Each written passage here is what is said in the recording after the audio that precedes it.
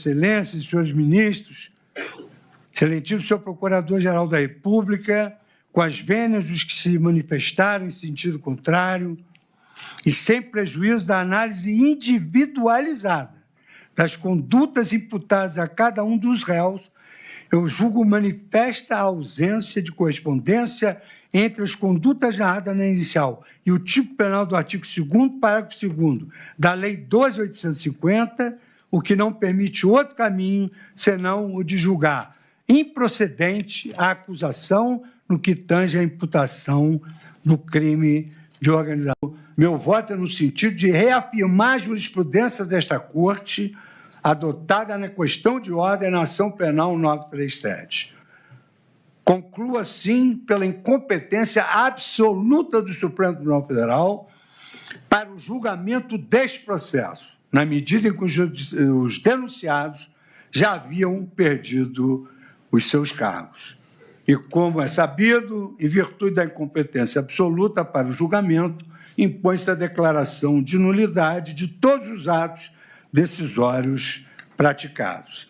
De sorte, senhor presidente, que a minha primeira preliminar, ela anula o processo por incompetência absoluta.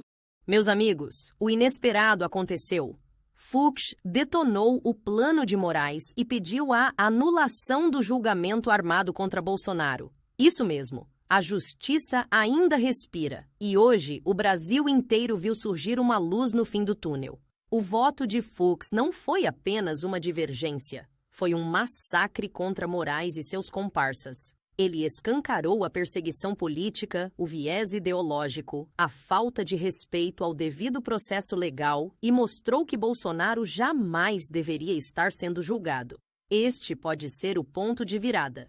O voto histórico de Fux não só desmontou a farsa, como também expôs o consórcio comunista que tenta dominar o Brasil. Fique comigo até o fim deste vídeo, porque você precisa entender como esse voto épico pode inocentar Bolsonaro de uma vez por todas. E claro, deixe seu comentário e compartilhe essa mensagem de esperança. Eu gravo esse vídeo com muita leveza, respirando tranquilamente. Há juízes em Berlim. A justiça ainda respira. A toga foi honrada. Foi vergonhoso, foi humilhante para os colegas do Fux ali na primeira turma, ao serem humilhados, né, com um voto técnico. Ele fez um voto técnico ponto a ponto. E eu vou fazer nesse vídeo um resumo do que aconteceu nesse primeiro momento do voto do Fux. Eles saíram para o intervalo para o almoço. Em breve ele volta, aí ele vai voltar com os votos realmente dos crimes pesados, né, das acusações mais sérias. Mas vamos lá. No voto, você inicia com as preliminares. Preliminares são as nulidades, né? O voto que analisa os pedidos das defesas para anular o processo. Por exemplo, uma preliminar foi o que anulou o voto do Lula, a condenação do Lula, dizendo que ele deveria ter sido julgado no CEP-X e não no CEP-Y. Esta preliminar foi o bastante para anular, para descondenar Lula, retirar ele da cadeia e colocar ele na presidência do Brasil. Então é muito importante, tá? As preliminares são de extrema importância. 3 preliminares foram analisadas pelo Fux no seu início do voto. Vamos lá. Que analisa vícios processuais. Ou seja, se durante o processo algo errado aconteceu que anule o julgamento. 3 preliminares foram analisadas. Fiz anotação com a minha pranchetinha aqui com a ajuda dos meus advogados. Então a primeira preliminar que ele anulou foi a questão se o STF tinha competência, se era no STF mesmo que o Bolsonaro deveria estar sendo julgado. De cara, ele falou que não. Bolsonaro, nem nenhuma daquelas pessoas envolvidas ali deveriam estar sendo julgadas no STF, porque elas não possuem foro. Se você não possui foro, você não pode ser julgado lá. O STF só serve para julgar pessoas com foro, e não cidadãos comuns, como Alexandre de Moraes normalizou e a imprensa defende. Mas na Constituição não poderia. Então ele vota pela nulidade do STF, ou seja, incompetência do STF. Isso aí anula o julgamento, tá? Vamos lá. Segundo preliminar, incompetência da primeira turma. Ele fala o seguinte, bom, já que o Alexandre de Moraes está falando que deve ser julgado aqui porque o Bolsonaro era presidente no momento dos supostos crimes, então ele deveria estar sendo julgado pelo plenário e não pela primeira turma, com apenas 5 membros. Porque no regimento interno fala que presidentes serão julgados no plenário. Só que o Moraes ele entra em contradição. Ele fala, olha, tem que votar no STF porque tem foro. Qual é o foro? É presidente. Tá, no regimento interno fala que presidente tem que ser no plenário e não na primeira turma. Então ele faz mais um voto para anular o julgamento. A terceira preliminar, ele fala que houve cerceamento da defesa. O que é isso? Olha, a defesa não teve amplo direito de defesa. Por quê? Porque o Alexandre de Moraes fez uma coisa chamada de data dumping. Ele despejou para os advogados de defesa, dias antes do julgamento, 70 terabytes de conteúdo. 70 terabytes de conteúdos corresponde a bilhões de páginas. Você consegue imaginar o que são bilhões de páginas?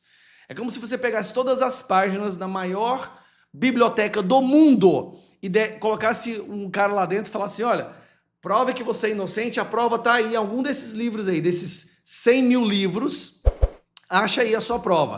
Você tem 18 dias para se defender. Você tem noção que isso se chama cerceamento de defesa? É você criar um ambiente onde você torna o réu indefensável.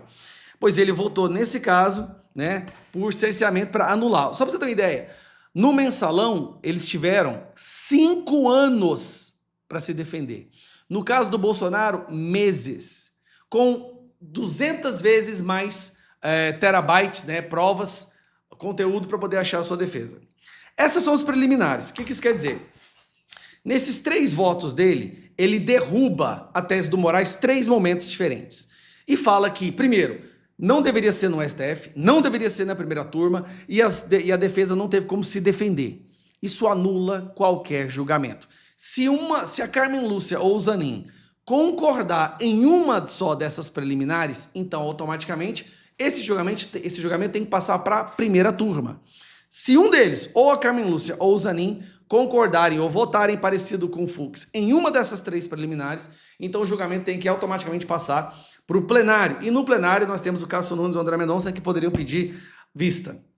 Depois, ele defende, aí já são preliminares de mérito, ele defende que o caso do Ramagem, a suspensão do processo do Ramagem tinha que ser total e não pincelado do momento da diplomação. O Ramagem deveria estar totalmente fora do julgamento agora até o término do seu mandato.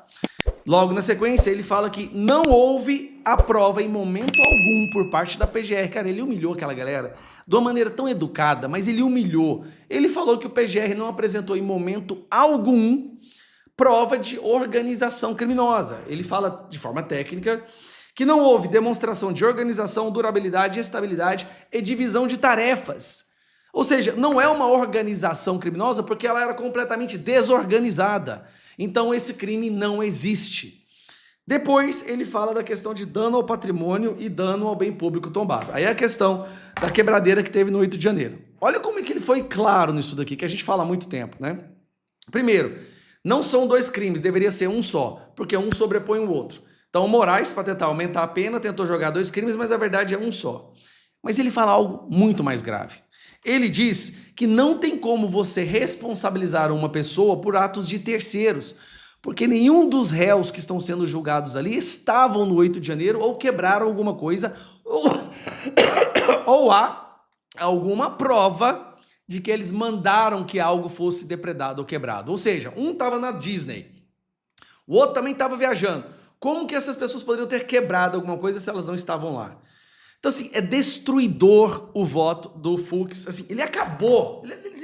Isso porque ele nem chegou na questão ainda do tentativa de abolição do Estado Democrático de Direito ou golpe de Estado. Ele nem chegou nessa parte. O que ele está mostrando é que esse julgamento foi fabricado de forma horrorosa. Inclusive, ele deixa a entender que o STF mudou o entendimento do seu regimento interno só para poder julgar Bolsonaro, que isso é feio. Ele dá umas tapas de peluca, como é que chama? Pelica na cara do Alexandre de Moraes em diversos momentos. Inclusive falando que, olha, vou até evitar de falar o nome dos meus colegas, porque eu acho isso desconfortante e inapropriado. Mas ele deixou bem claro que o Alexandre de Moraes está fazendo um julgamento político, visceral, na vingança, está abandonando a toga, está desrespeitando a posição de ministro do STF, e que por isso esse julgamento todo é nulo. O que o Fux fez, acalmar agora um pouquinho, ele acabou de forma técnica, sem paixão, usando a lei, a Constituição e o regimento interno, tudo que o Alexandre de Moraes e o PGR tentaram construir. E escancarou de forma inquestionável que esse julgamento é uma aberração jurídica que está maculando a Suprema Corte brasileira, que pode acabar com a história da nossa Suprema Corte, com a credibilidade que já é minguante, e não só isso.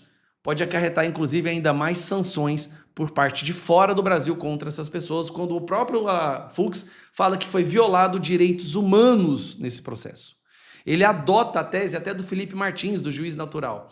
Então é ver, assim, nem chegamos na cereja do bolo, mas até agora o Fux fez um trabalho que, olha, ele não é bolsonarista, o Fux é de esquerda, mas ele é juiz de verdade. É só isso que o Brasil precisa. Juízes de verdade. Pessoas que realmente ajam de acordo com a lei, com a letra fria da lei, da Constituição, do devido processo legal. Ninguém quer um juiz que seja de direita ou esquerda, mas que haja conforme a lei. Ele fez isso, ele humilhou. Não, sério, gente. Humilhou os seus colegas e escancarou o viés ideológico que existe nesse julgamento. Abraço.